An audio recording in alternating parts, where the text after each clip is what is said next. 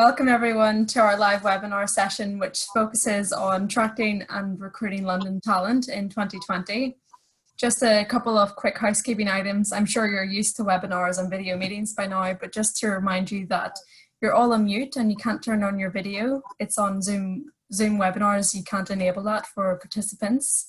And it would be ideal if you could change your name to name-company so we can identify you if you've got any questions to ask. So to do this, you go to the participant list, you hover over your name, and then on the drop-down menu to the right side of your name, you can rename yourself to name-company. Please ask any questions on the Q&A function or the chat, and Karen, my co-organizer, will be moderating any questions that are asked.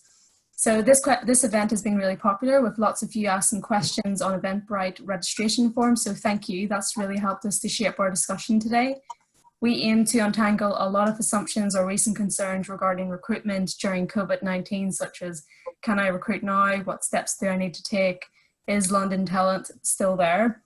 We're joined by our commercial partners, Propel and Blick Rothenberg, who've been supporting our London-based and international clients for nearly 10 years now in partnership with London & Partners, and are experts in the field of recruitment and tax. So just a quick brief intro into who London & Partners are. London & Partners is the trade, investment and promotion agency for London, and we work closely with the Mayor of London office to promote London as an attractive place for your business to expand to, a city to hold world-class cultural, sporting and business events, and also to promote London to London universities to international students, and also as a place to visit. And we hope that we can host you again soon in our city. I'm Lisa, I'm the person in the centre there, and that photo was taken just last year when I moved over to London, and a lot has changed since then. My main role is to support international companies expand to London, so in a lot of cases I would be your first point of contact if you've chosen London. And I'm joined by my colleagues Karen and Alex. Karen and I both organise these events, and Alex is making his debut appearance on our business resilience webinars from our research and insights team. Would you like to introduce yourselves to our participants? Karen? Hi, thanks Lisa. Yeah, my name's Karen Sandu and I help international businesses in the financial business services and technology space as they look to set up in London. And hi everyone, I'm Alex Waterman. I'm a Business Insight Manager here at London Partners, and I sit in the Research and Insights team.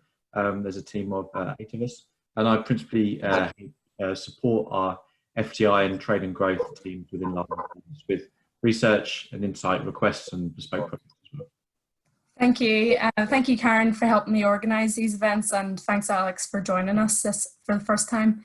This week has been a really busy week for the tech industry, and CogX is just finishing up, and London Tech Week Connects continues until Friday. Karen will be sending the link in the chat so you can still sign up. There's been some amazing speakers, including our own CEO, Laura Citrin, and Hillary Clinton will be speaking on Friday, so there's still time to sign up for that.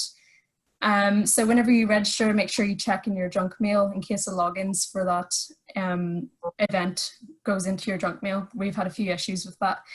Okay then, so before Alex takes the stage to present some key insights on London's current talent market, I would now like to invite our partners to introduce themselves. Mel, would you like to begin?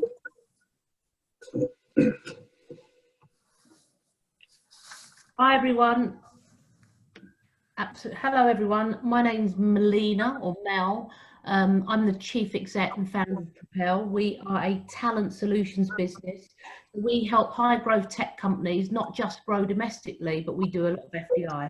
So we're working with organisations predominantly from North America or Canada that are coming to the UK, predominantly London, and then we push them out to Europe in all different tech sectors. And we've been a commercial partner for nearly 10 years with London & Partners. Thank you, Mel. And we've also got James Webb from Propel as well. Yes, hello, thanks Lisa. Yeah, there's not too much more that I can add there. I think Mel's done a great job. I tend to work pretty closely on the delivery of many of the assignments that we work on with companies that are growing in London. So very nice to be here. Thanks for having us. Thank you, Mel and James. It's great to have you both. And Blick Rothenberg, would you like to introduce yourself? Thanks, Lisa. It's James Dolan here. It's a pleasure to be here. I'm a partner in the international tax team at Blick Rothenberg. We help about 100 companies a year from all across the globe set up in the UK. We're a full service London-based tax and accounting firm. So that means we help with everything from payroll, outsourced accounting, year-end filings. And then as you grow through your kind of life cycle, we will support you on tax advisory if you're then growing into other countries or doing more complex transactions. We've also been a member of London & Partners now, I think, for more than 10 years, and we work very closely with Mel and James at Propel. Thank you, James. And we've got Lee as well from Blick Rothenberg. Thank you, Lisa. Pleasure to speak to you all today. My name is Lee Mcintyre Hamilton. I'm a global mobility and international employment tax partner. So I help employers all over the world on the tax and social security implications of both employing people and also seconding people from one country to another. Thank you. Well, it's great having you both on our session today, and it's going to be a really interesting session. So Alex is going to present a couple of slides on London's talent makeup and the impact of COVID-19 on flexible working. So this is a really good overall set the theme of what we'll be discussing later with Propel and Blick Rothenberg. So Alex, I'll let you take the stage. Well, thank you very much, Lisa. So yeah, I just wanted to start with a slide kind of reiterating from a fact point of view how great London's talent is. So, London's workforce shows global strength across 3 key pillars: skill, diversity, and the future generation of employees, which are students, of course. So on the kind of skills and qualification front, London's actually Europe's leading centre for high-skilled talent, pulled from a report by Deloitte from a couple of years ago, with 2.7 million high-skilled employees. That actually grew by 265,000 over the last 4 years as well. 57% of inner London's their working age population hold a degree or equivalent. That's also the highest percentage in Europe as well. On diverse and international front, London is home to Europe's also most international workforce. 42% of in London's population were born overseas, coming from 213 nations. And 35% of London's employment are from a Black, Asian and minority ethnic backgrounds also. On the student front, massive number of students studying in London every year, 380,000, providing the graduate talent for the future of London. And London actually has 4 universities in the Times Top 100 world list, so 4 in the top 40. And within those universities, you have, particularly around Imperial and UCL, a lot of spin-out incubators and accelerators that connect graduate and student talent with businesses and startups and scale-ups. Next slide, please, Karen. So looking at the mix of employment for London, I think might not come as a surprise, but services represent a massive chunk of employment within London. So 92% of the talent in London work within the services sector. I just want to draw your attention to 4 key services sectors. So financial services, professional services, IT and comms, and admin and support. These 4 chunks represent 39% of employment in London. So just to put that into context for the whole of the UK, that's 25%. And why that's important during the coronavirus pandemic and the impact of that on the economy and on talent and employment going forward is multiple reports. One, which I think is a particularly strong one, is a survey that the Bank of England made of business decision makers and what their expectations were in terms of the levels of investment they were planning to spend in Q2 and how they think the levels of investment will recover in Q3 of this year and beyond. And these 4 sectors actually came out as the 4 most resilient sectors. So it gives an indication of London's strength in terms of employment and sector mix and how we think that the bounce back is going to happen within the city. Another really interesting piece of information came from a company called Bowhurst. They're a database of high growth companies. They run a piece of research where they looked at all of the companies on their database and gave them a COVID-19 status. So they looked at some signals coming from the companies and got in contact with some of them as well. And one of the key findings for them is actually showing that London is home to the highest proportion of potentially positively impacted companies. Their rationale with this, of course, is because of the high density of tech companies within London. And just some really, kind of headline numbers about the sheer scale of London's workforce. This is some numbers from multiple sources, City UK, Tech Nation and Atomico, but just a bit of idea of scale. We've got 776,000 people working in finance in the city, 622,000 in London's creative industries, over 260,000 work in the digital tech sector alone, and there are 350,000 software developers in London, which is the highest of any European city. Next slide, please. And here are some insights that we pulled from some other sources around the impact that coronavirus will have on the working environment, and particularly flexible working. So on the left-hand side is results from a CFO survey completed by Deloitte. So really high-level stakeholders that they would be able to get in contact with. And they asked them what they think will change or what they think specifically would increase as a longer-term result of COVID-19. And what came out top, of course, is flexible and home working. So almost unanimously, 98% of CFOs believe that flexible and home working will increase in the long term as a result. And then if you move that over towards the consumer side, so that was from a business audience, and then on the consumer audience, which of course drives behavioural change as well. This is some result from an ICM poll of 2,000 consumers, and they asked people if they predict that their company will change their approach to flexible working, and 45%, so almost half, think their company will change. Actually, interestingly, 55% think they don't. I think a lot of this is because of the responses comes from different individuals that come in different sectors, and also there are some roles that some consumers and individuals may feel they won't be able to work from home.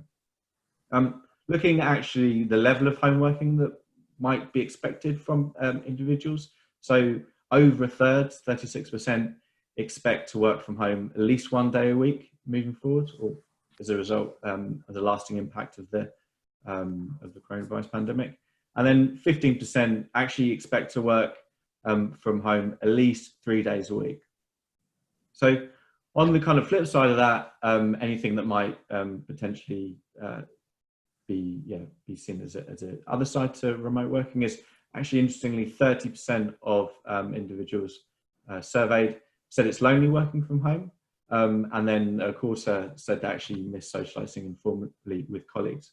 So I think flexibility is definitely something that's key, and the role of the workplace as well. So trends that you might likely to see is the changing role of the workplace, really focusing on workplace interactions as opposed to potentially presenteeism. So that's already a kind of a trend that's been declining in the last few years anyway, but this is definitely, I feel like it's going to accelerate it.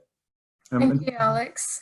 Okay. Thank you, Alex. That was really good insight, and thank you for sharing that with us. The Research and Insights team have been sharing their insights with us each week internally, and it's great now that they're able to share their insights with our external audiences. So we had a really cool quote on London Talent today from the managing director for Microsoft for Startups. There's a reason why founders choose London to base their businesses. We have amazing talents here, and we need to take advantage of that so we can build better businesses as a result from that. So that was taken from one of the panel discussions during COGEX, London Tech Week this week. Okay, so we're going to go into our Q&A session with Propel, and please feel free to ask questions in the chat. Karen will be moderating, and I'll just kick off with the first question. And what is the talent pool in London compared to major cities in the UK?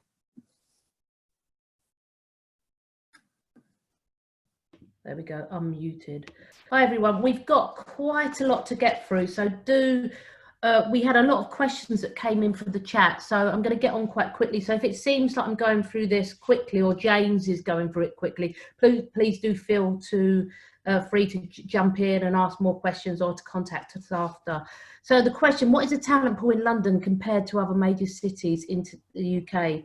Well, we know it's dense, we know it's very, very diverse, we know it's collaborative, and there, as Alex mentioned, there's lots of incubators. A whole host of VCs now are coming specifically to London. We know there's a lot here already, but we've got big VCs, Canadian VCs like Omar's, like US big VCs that are coming here. That means there's going to be more money coming to London. They're seeing organisations here that are growing and developing. This morning, I don't know if you looked at some statistics, but UK startups got 3.8 million in the last 5 months. 3.2 of that went directly to London. We grabbed that. Fintech's massive in London. It's on a par with New York. There's lots of cool tech. People want to live in London. They want to live here instead of, I hope no one from Manchester, Bristol or Cambridge are on this webinar, but people want to live in London. If you want to scale a business and you want volume and you want choice of talent, you'd come to London above any other UK cities. Thank you. And just a follow-up question from that, why is London different to other European cities? Well, more international organisations set up in London than they do other international European cities. Big corporates already here. The population is obviously much bigger than other European cities. Also, we are more diverse in the sense of we've got fintech, HR tech's massive here, health tech. You know, we're not just creative, we've got a lot more diversity. Easy to get in and out of London at speed. From a cultural perspective, everything's at your fingertips. Fashion, theatre, sports, lots of diversity. Thank you. And is it easy to access talent in London? So how easy is it now compared to even before COVID? Well, you know, that's an interesting question. I could go on for 20 minutes about that. But look, back to what Alex said, we know there's some absolutely phenomenal universities like UCL and Imperial. Young people want to be here in London, so therefore there's more talent. They tend to set their careers up here in London. What is really interesting, if you've been tracking over the last 10 years, you'll see that organisations have matured and we've had some IPOs, we've had organisations like Monzo, Revolut, Farfetch, Checkout, big funding, big exits. Therefore, there's all this very rich talent in the ecosystem that's moving on and setting up new organisations. So therefore, it's much more accessible than what it's ever been. Thank you. So we do have a quick question in the chat. Karen, would you like to? Hi, so it's from Vivek. He basically has asked for some idea on salary range for a 15-year experience sales professional for technology. And he's also asked if there's been an impact on salary due to COVID. Okay, couple of things. We would, as an organisation, need much more detail than that. I'd need to know how big the organisation was, how much funding it has, what's its scalability. Totally, we can give you proprietary data on what that individual should be earning, but we'd need to take it offline and discuss that in more detail. Has salaries been affected? Yes, people are, we know with the furlough scheme, and we know that organisations are very challenged. So yes, salaries have dropped by 20, 30%, but I'm not sure that organisations will be able to keep them that low. I think they might have to go back to where they were before, because you just got to pay people what they deserve and what they're worth. So they've dropped at the moment, but when we bounce back, I'm sure they will bounce back alongside it. Thank you, Mel. And if anyone does have any specific questions on salary and what to expect for different roles in London, Mel is your go-to person for that. So just Mel, another general question on how long does it typically take to find talent in London? Well, again, that's a really, look, there's lots of, it is competitive. It depends on the seniority, depends on the structure of the business. Is this a new hire to the business? Does the organisation really understand what they should pay and what benefits should be put in place? It could take time, it might not. It's just stacking it up accordingly, really understanding what you want, and that will depend how long it takes and how senior it is. There, you know, in terms of using tech, There is tech that you can help you to use and maximize your recruitment processes. So please use that. There's nothing better than, obviously, if you're going to try and access to talent, you want to do it in such a way. Face-to-face is really, really important, and networking. Time scales are difficult. You can't predict it. It depends on the seniority of the role and size of the biz. And when networking and face-to-face isn't possible at the moment, what would you say the best recruitment techniques are?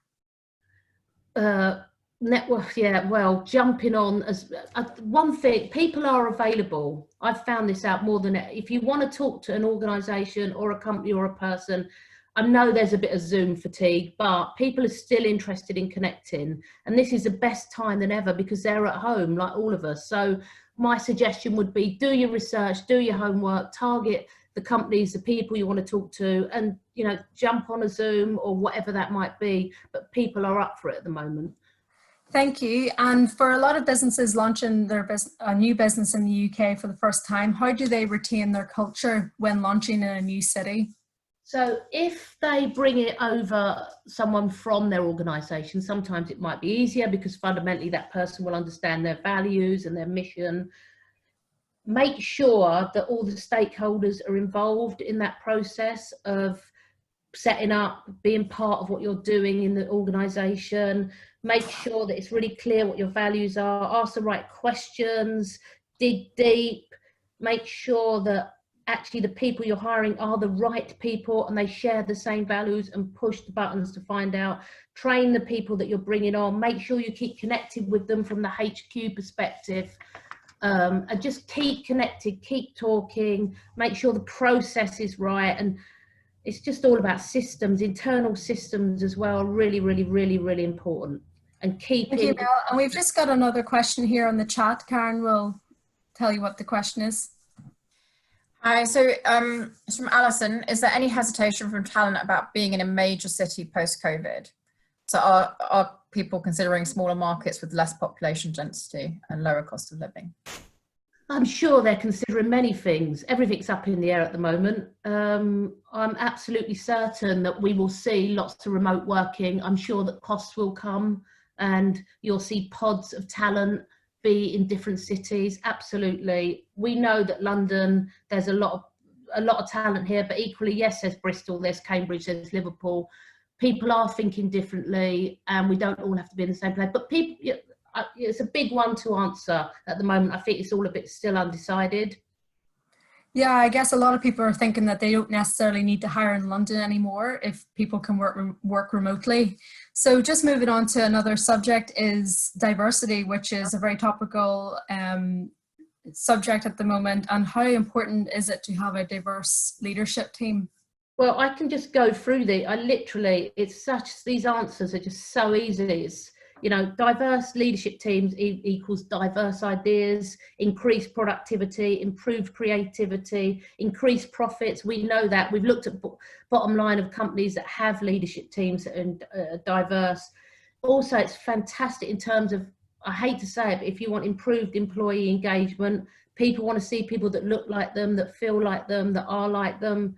Reduce turnover. You'll see people leave because there's people that don't look like them or feel like them or act like them. They don't feel at home. It improves your company reputation. If you're an organisation that isn't open-minded and diverse, then, you know, you're not going to attract these anyone really. More chance to attract. That's it. I mean, everyone wants to feel at home in a work environment, and with diverse leaderships, we get diverse ideas. Definitely, and it's one of the things that London Partners itself has been looking inwards into, how we can make our processes more clear and attract more diverse and multicultural people from different backgrounds. So how do companies attract candidates from BM backgrounds? So this, again, for obvious reasons, is one of the most topical subjects, and I was thinking about this quite a lot. I mean, there's some real tips here from a recruitment perspective. Use diverse job boards for minority job boards. There are specific ones out there. Go and look for them. Don't go fishing where everyone else does. Don't advertise your jobs where everyone else does. Write really relevant job specifications that are open, and give opportunities for everyone. Look at the language and the skills that you request, because sometimes they need to be more soft, not hard. Use headhunters that potentially specialise in finding BAME candidates. They exist.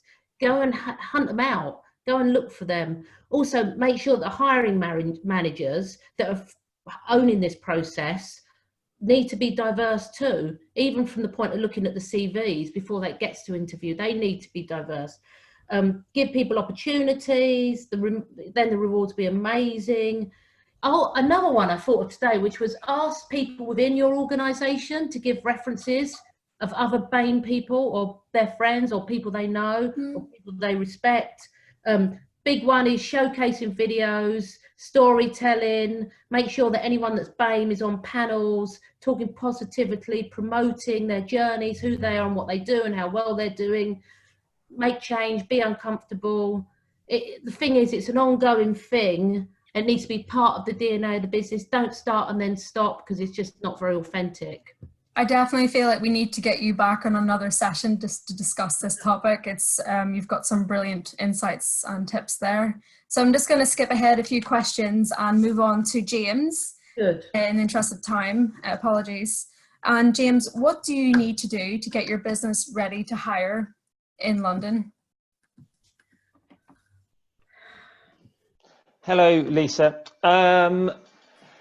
Okay, so again, I'll try and fire through some of these because I know we've got quite a few to get through. So to start with, it sounds simple, but you really do need to know what you're looking for from the hire that you're going to make. And that goes all the way down to a very concise job description. Is that job description localized? Is the language that you're using localized? Have you considered your employer brand in a local context and how you're going to get that out there? Because that's one of the things that people look for in any interview process. And then once you understand what you're looking for, you really need to commit to the process. It's not a toe dipping exercise, because the talent community will be aware of sort of bad recruitment practices where people might sort of try and then come back a bit later and not get back to candidates. So it really is about knowing exactly what you need, where you're going to look for it, localizing that communication, and then committing to the process. Thank you. And why would someone leave a job to join your company? How can you convince someone to leave their role to join your company? I mean, that is a very, very personal thing to the person that you're trying to convince. But I mean, Alex gave some insight in his presentation there, and we've run studies over the past few years that have really talked about the fact that it's culture, it's environment, it's things like flexible working, certainly in the current climate, often far above salary concerns that people are looking for. So I think it really comes down to you. We talk about employer brand a lot. People are discerning, candidates are discerning. They're going to go and do their research on you. So that needs to stack up. You need to have a strong management team, a great product, and you need to have employees that are willing to talk very positively about the experience that they've had of working with you. Thank you. And in your experience working with companies to find talent, what mistakes do companies make when hiring in the UK? Yeah, I mean, again, there's all sorts of mistakes that can be made. I just talked about kind of committing to that process. I think not doing that can be a huge mistake. So what can that mean? Sometimes running a process entirely remotely, that's a very challenging thing to do, dependent on where you are. I mean, there are certain time zones that make it a little easier, but some time zones make it next to impossible. And so committing to having somebody come over to run that process is a very good piece of advice. And really understanding the skill set you're looking for. We have seen great companies come and hire the wrong profile and then have to go and try and hire the right profile 18 months later, whatever that profile may have been. So there are all sorts of mistakes that we see companies make, but they would be the main ones. Thank you. And then just one final question. What are the benefits of using a headhunter?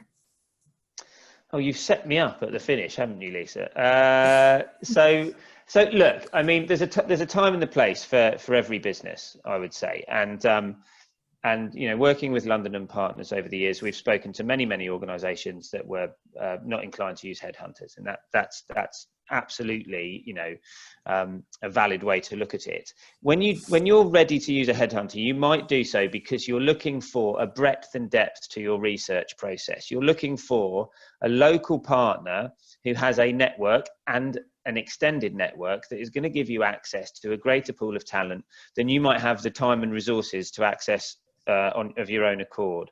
And when done well, they will conduct all of the pre-screening and pre-qualification processes so that the candidates you meet are relevant, ready, and interested.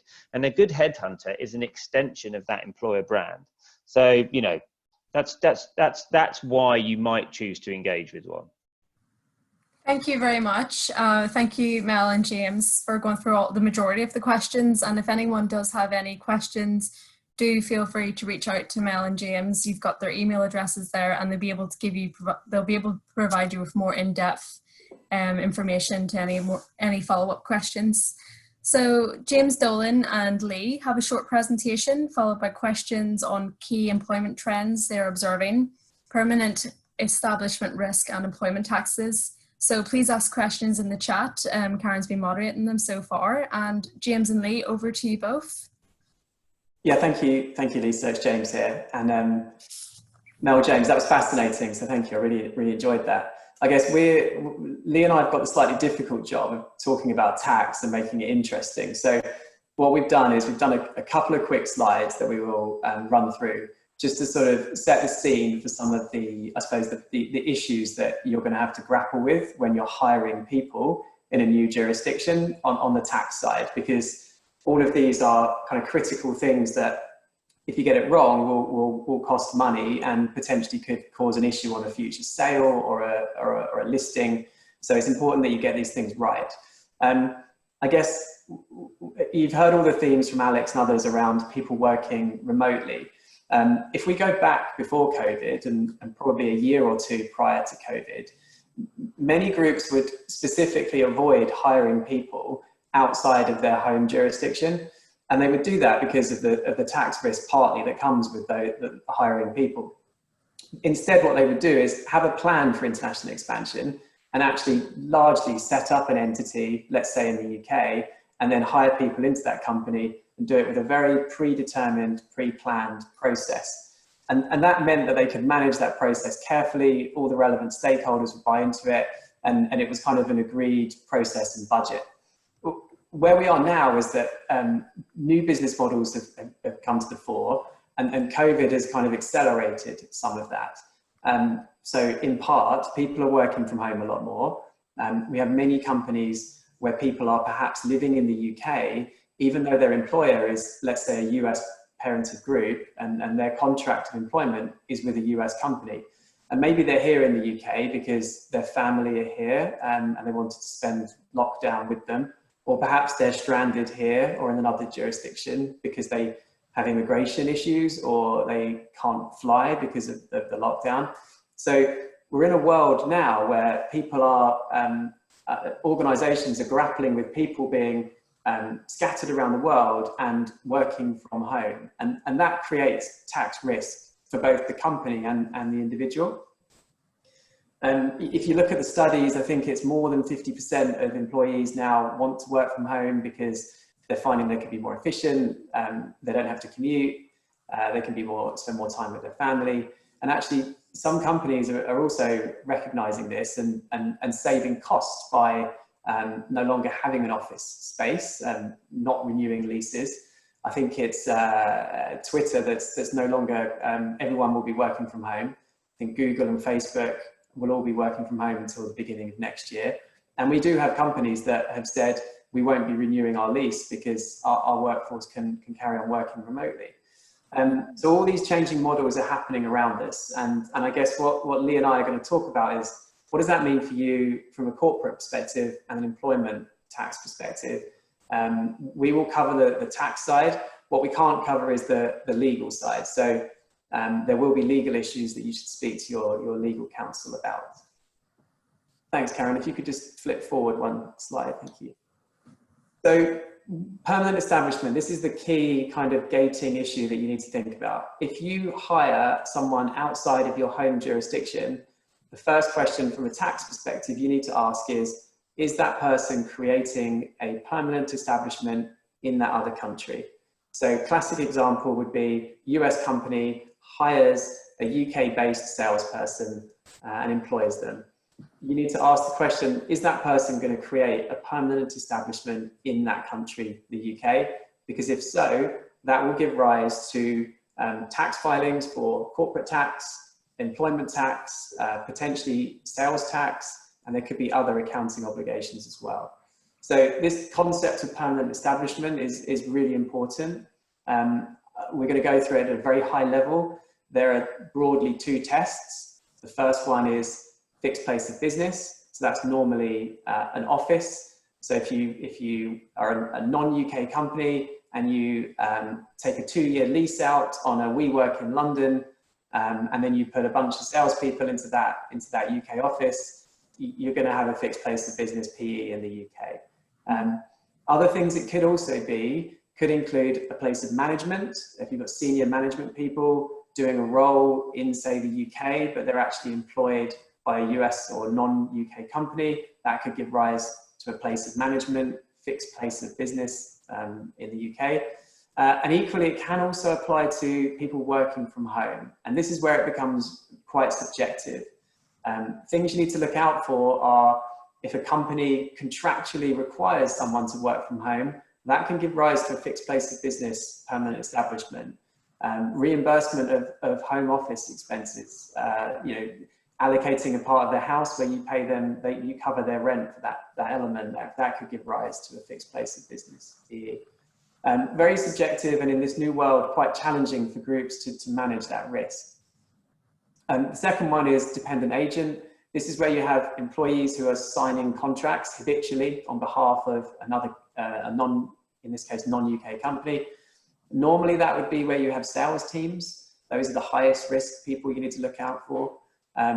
Now, if they're signing the contract, then clearly you have a dependent agent. If perhaps they are finding customers, packaging those up and then passing them back to the parent, and then the parent signs, potentially that still can be a dependent agent permanent establishment if the UK team are really involved in all of the substantial negotiation and agreement.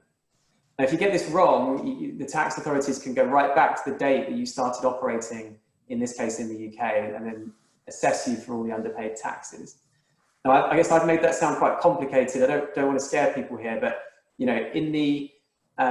I think what you're trying to do here is risk assess the people that you've got on the ground. This isn't a complex analysis, but it's very fact specific, and you need to take advice to make sure that you know what you're getting into. I'm talking about employees here. We're going to come back and talk about contractors as part of the Q&A. But I think the key thing you should bear in mind is setting up in the UK is quite straightforward. The traditional route of using a company is very kind of simple and well trodden. If you're having remote workers and no entity in the UK, you need to think about these points that I've just discussed. And there may be other business models you could look at. So, for example, do you actually need to have people on the ground, boots on the ground in the UK? Do you need an entity or an office? Can you do all of your sales remotely via Zoom and other tools from, say, the US or wherever your parent jurisdiction is, and not have people on the ground? Because if you can, then potentially you're avoiding some of these risks. There may be other tax risks like sales tax or withholding tax. But I think we're in a world now where there are very varied business models, and I think it's important that groups set up early and look at each of those options and work out which is the most appropriate for them. And then I guess we're here to help, along with Propel and London and Partners. Just one final point actually on this slide. There is guidance, and I think it's an important point to just differentiate. If you have someone based in the UK just because of COVID, because they are here, because they're unable to travel, and that's not their normal role, helpful guidance has been issued by the UK tax authorities and by the OECD, which supports that because of the extenuating circumstance of COVID, that in itself shouldn't give rise to a permanent establishment. So I think you need to categorize the difference between permanent employees and those that are here just because of COVID or COVID related things. And you need to be careful how you document all of that. And you need to think about, well, were they here in the UK before COVID and will they be here long term? Because if so, then we need to think more about what type of structure is right for us. I'm just going to hand over to Lee now. I was going to talk about the employment tax, please.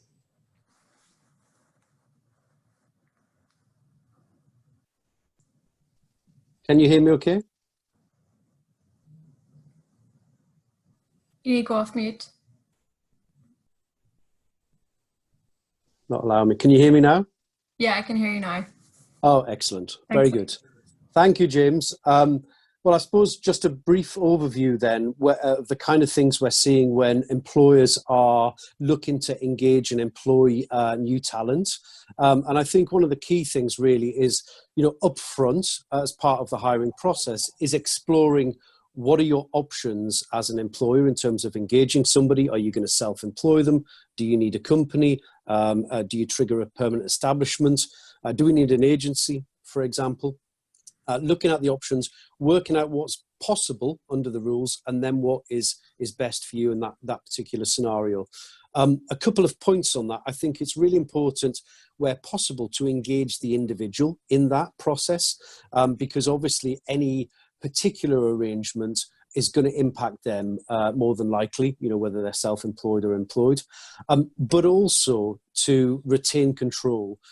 Ultimately, employer obligations when it comes to tax, payroll, social security are the obligation of the company. So often I see not often, but now and again I see in these situations where the candidates are actually dictating how they want to be engaged. And to a certain extent that is fine, but obviously companies need to make sure, and employers, that works from a compliance perspective. I once worked on a case, for example, where a German company was employing an individual in the UK, but engaging them on a self-employed basis, and had been for many years, and it was requested by the individual to be engaged in that way. Subsequently found out that actually that individual should have been an employee under UK tax rules, and it led to a big financial penalty and outlay for the company in Germany, because it was social security. The UK authorities had the right to go after the German firm. So just to be careful on those points. I think the good news is, though, as James was alluding to there, is that you can engage people in the UK to work from home or to do work on your behalf without necessarily having to have a UK permanent establishment. And if employers do not have a permanent establishment in accordance with the rules, after having reviewed that, then normally then you wouldn't need payroll and you wouldn't need to withhold tax or social security, unless you're an employer in the EU. And there are very specific rules about the EU, even though we're out of it. If you're an EU employer and employing somebody in the UK, then even if you've not got a permanent establishment here, you're still going to trigger some obligations. But we have many US companies, for example, who don't have a permanent establishment here, haven't yet triggered it, but they're employing people from the US. Just have to make sure that they've got a compliant employment contract in accordance with the UK labour law. And then what happens is the individual literally settles the tax and employee national insurance themselves directly with the authorities. And we see a lot of that. It can be done. The question around self-employment comes up a lot as well. The important thing there is looking at the employment status of the individual, because the UK essentially has rules around whether people are employed or self-employed, and determining that you need to go through a series of tests. So you can't necessarily just deem somebody self-employed. It depends on the substance of that arrangement. I think we're going to cover that a little bit more in the question, so I'll come back to that point. One of the things we do, therefore, I talked about employees being recruited into the UK now, or recruited in the UK by overseas employers. Of course, the other aspect of this is individuals being seconded into the UK, and we see this across a lot of sectors where people may want talent. UK companies may want talent here in the UK, but they're based overseas. So one of the things we do is get involved early on in helping people work out what their net salary will be in the UK. because UK employers shouldn't assume that it will be the same. You know, if you've got a US national, for example, working in the UK, they're going to have a dual tax liability, and that's going to need to be worked through to work out ultimately what they'll be paid if they come to the UK and work. So getting involved at the start and in the planning, I think, is very important to avoid issues later on down the line. So just finally, point on that slide about, I guess, quick fixes. Often, you know, with the pressure of hiring, which I quite understand, sometimes people will jump to solutions like just make the individual self-employed, which can later lead to issues if it's not reviewed and set up correctly, or they use employer of record companies, which are, you know, are now global and employ basically individuals on behalf of you as employer. And all I would say on that solution, I know there's been some questions on it, really is like any other, is to do the tax due diligence up front, because it still applies. There is still risk there. And also just to be cognizant of the fact that, you know, many authorities now are becoming more and more challenging of any arrangements which disguises the ultimate employer, even if that's not intentional. So you've just got to be a bit careful there and also review it from a tax perspective up front. So that's all I wanted to cover for now. Back to you, James. Hi, I'm just going to follow up with a few questions. Thank you for the presentation, and hopefully these questions will sort of add to that. So do companies need to set up a subsidiary or other legal presence in the UK to employ a UK employee?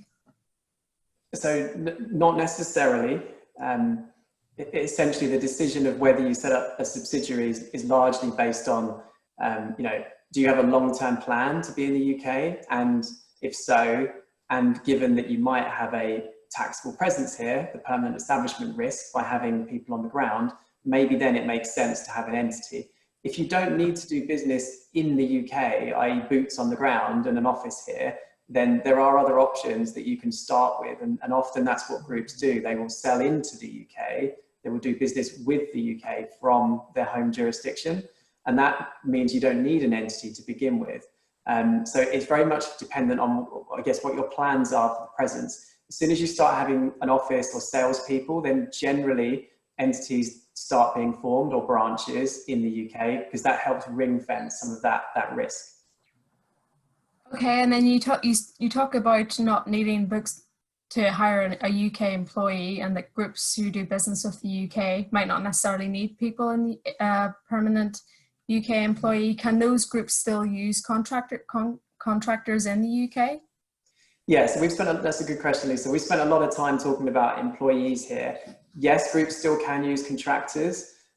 Generally, we see groups using contractors for relatively short-term basis. And the reason is, as Lee explained, any kind of disguised employment, and that requires us to look at the, you know, is this that person actually working just solely for one business, or are they working for other companies? Are they able to add a substitute instead of them, you know, coming to work?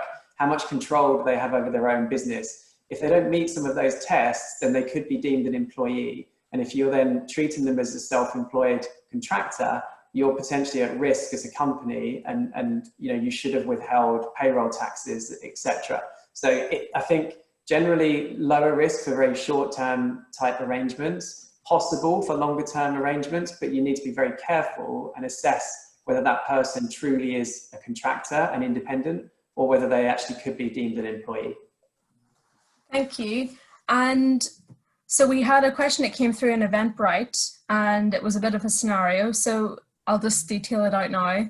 We are looking to hire senior personnel. Would it be more beneficial to hire them as a consultant or as employees? What are the pros and cons of each? Yeah, and I think this comes back to my answer just then. I mean, senior personnel sort of implies very, very senior people that are going to be responsible and predominantly working for one business. So I would question whether they really can be contractors if they're going to be, you know, that senior within the business. If you've got, you know, if you'd like to issue them share options as a contractor, that could cause all kinds of problems. So it is possible, but I think it would need a good review. And I suspect it might be better off that they are treated as an employee. I think the key message here is you just need to be very conscious when you go into these arrangements that you're doing the right thing from the beginning. And that is, you know, a relatively simple exercise to just ask some questions with an advisor and make sure that you get off on the right foot, because what you don't want to happen is find out that you've got an issue that's building up tax risk over a long period of time. And then we'll just wrap up with one last just to add to that, we're going over time a little bit. So can employees claim expenses for working from home? Hi, yeah, I can pick that. Can you hear me? Yeah, I can hear you. Great, yeah. So the answer to that from a UK point of view is yes, they can.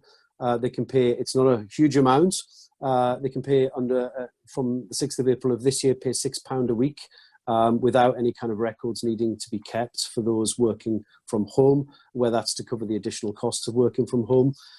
You can claim beyond that, but you'd have to show that and demonstrate that it was an additional cost of working from home, not just something that you would ordinarily have, like your heating or lighting and so on.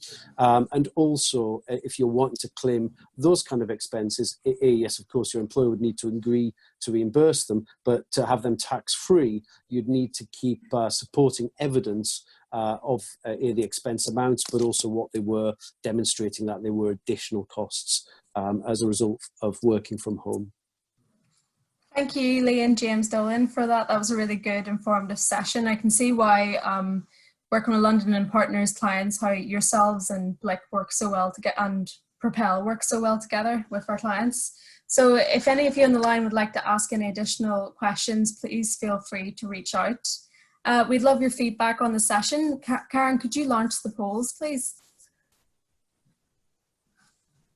Yeah, so we're going to have 4 quick questions just to get your feedback. I'm launching in 3, 2, 1. So you just need to scroll down to answer each question. First is, how helpful did you find the session?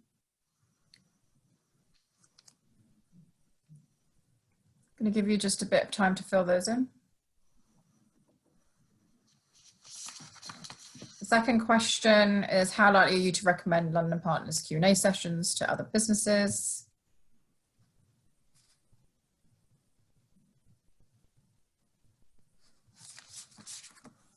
The third question is, how engaged and interactive did you find the session?